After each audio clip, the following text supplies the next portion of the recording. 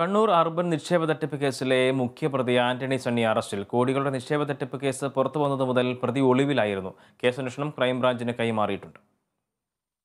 ശക്തമായ നടപടി കുടുംബത്തിന് നേരിടേണ്ടി വരുമെന്ന മുന്നറിയിപ്പ് നൽകിയതിനെ തുടർന്നാണ് പ്രതിയായ ആന്റണി സണ്ണി പോലീസിന് മുൻപിൽ കീഴടങ്ങിയത്. കോടതിക്ക് മുൻപിൽ കീഴടങ്ങുക എന്ന ലക്ഷ്യത്തോടെയാണ് പ്രതി കണ്ണൂരിൽ എത്തിയതെങ്കിലും നീക്കങ്ങൾ മനസ്സിലാക്കിയ പോലീസ് ആന്റണി സണ്ണിയെ പിടികൂടുകയായിരുന്നു.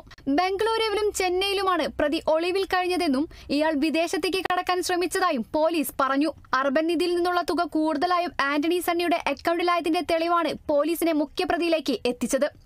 കൂടാതെ തട്ടിപ്പ് നടന്നതായും പ്രതി സമ്മതിച്ചു. പണമിടപാടിനെ കുറിച്ചുള്ള അന്വേഷണങ്ങൾ നടന്നുവരികയാണ്.